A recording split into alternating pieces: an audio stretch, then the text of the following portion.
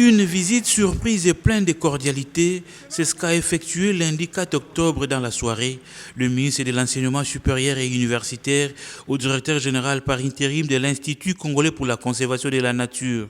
Au bout d'un entretien de plus d'une heure, Moïndo Nzangi reconnaît avoir eu des entretiens fructueux avec son interlocuteur et ce, au bénéfice des différentes communautés vivant dans le parc national de Virunga. Nous avions initié la construction de l'Institut supérieur à Kiavinyonge.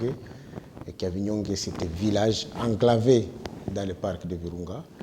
Il a fallu que nous puissions nous voir pour harmoniser les vues, pour voir comment on va faire aboutir ce projet-là, puisque le projet vise à former les gens autour du lac Édouard en matière d'aquaculture pour que progressivement, ils abandonnent la pression sur les ressources halieutiques du lac Édouard. Très flatté par la visite du patron de l'enseignement supérieur et universitaire, Olivier Moucheté, directeur général par intérim de l'Institut congolais pour la conservation de la nature, affirme acquérir de nouveaux éléments sur la situation du parc national de Virunga en général et de Kiavinyonge en particulier. Il promet des solutions idoines. Le ministre nous apporte ici des éléments nouveaux dans un dossier extrêmement important que nous allons prendre en considération et j'appuie la déclaration que le ministre vient de faire à l'instant.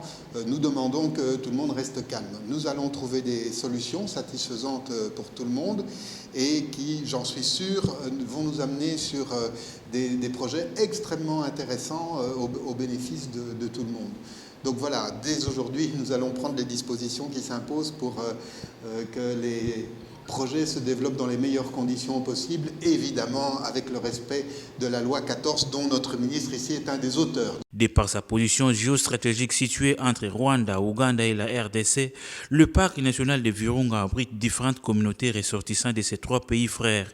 Les projets à développer dans ces parcs bénéficieront certes à toutes les communautés sans distinction.